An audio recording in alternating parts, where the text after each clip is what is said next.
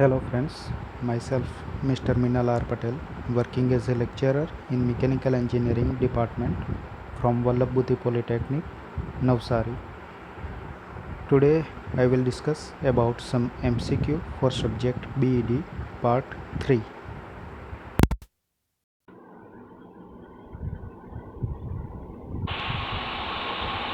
અહીં 4 સેન્ટીમીટર લાંબી line draw કરેલી છે જે 12 mm લાઈન દર્શાવે છે. 4 સેન્ટીમીટરમાં આપેલ છે અને 12 મિલીમીટરમાં આપેલ છે. 12 મિલીમીટરની લાઈન દર્શાવવા માટે આપણે 4 સેન્ટીમીટર જેટલી લાંબી લાઈન ડ્રો કરી છે.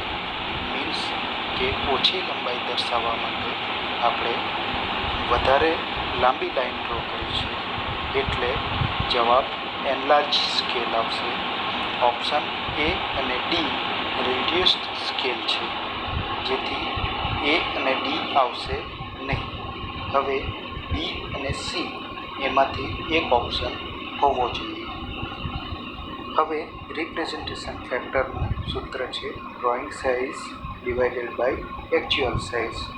તો ડ્રોઈંગ સાઇઝ આપણને 4 સેન્ટીમીટર આપી છે અને એકચ્યુઅલ સાઇઝ 12 mm આપી છે. તો બંનેના ડાયમેન્શન આપણે સૂત્રમાં મૂકી દઈએ.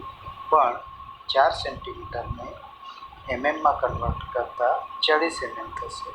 એટલે 40 mm divided by 12 mm equal to 10/3. એટલે આન્સર આપણો આવશે સી, 10/3.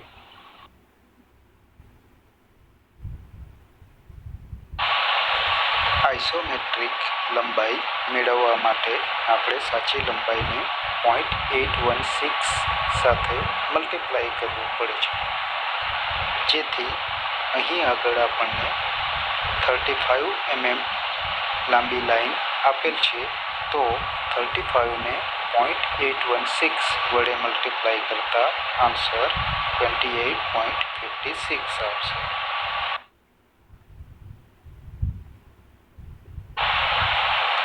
અહીં થર્ડ એંગલ પ્રોજેક્શન મેથડ આપેલ છે, જેથી જો ઓબ્જેક્ટને ડાબી તરફથી જોવામાં આવે તો તેને ફ્રન્ટ વ્યૂની ડાબી બાજુએ જ દર્શાવવામાં આવશે. જો ફર્સ્ટ એંગલ પ્રોજેક્શન મેથડ આપેલી હોત તો ડાબી બાજુનો દેખાવ ફ્રન્ટ વ્યૂની જમણી બાજુએ આવતો.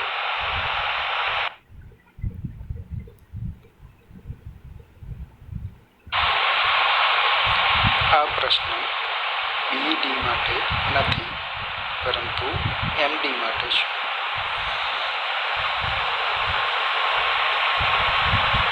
કોઈ પણ સોલિડનો સાચો દેખાવ મેળવવા માટે એક સહાયક પ્લેન કટિંગ પ્લેનને સમાંતર લેવામાં આવે છે.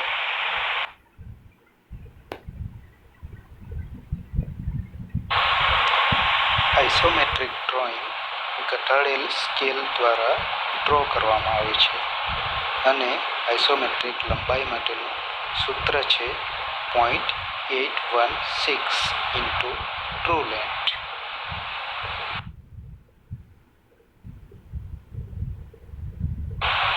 આઇસોમેટ્રિક એક્સિસ 3 છે: length, depth and height. Length અને ડેપ્થ વચ્ચેનો એંગલ આકૃતિમાં દર્શાવ્યા મુજબ 120 ડિગ્રી થશે.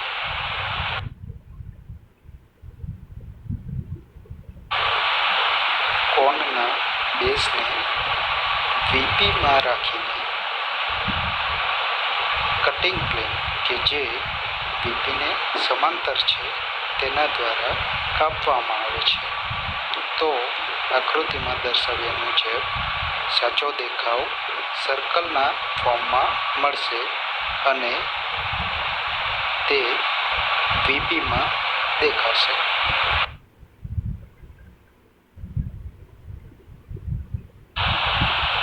અહીં થર્ડ એંગલ પ્રોજેક્શન મેથડ આપેલી છે, જેથી ઓબ્જેક્ટ હંમેશા લાસ્ટમાં આવશે.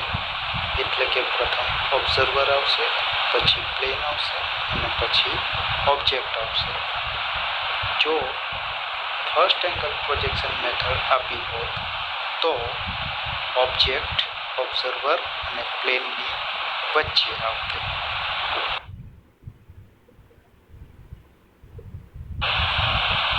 કોઈ પણ ઓબ્જેક્ટનો સામેનો દેખાવ હંમેશા વર્ટિકલ પ્લેન ઉપર જોવા મળે, જ્યારે ઉપરનો દેખાવ હંમેશા હોરિઝોન્ટલ પ્લેન ઉપર દેખાય.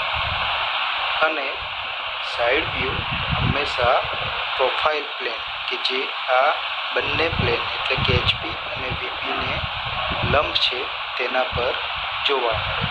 અહીં આગળ આપણને સાઈડ વ્યૂ માંગેલ છે, તો સાઈડ વ્યૂ હંમેશા પ્રોફાઇલ પ્લેન ઉપર દેખાશે.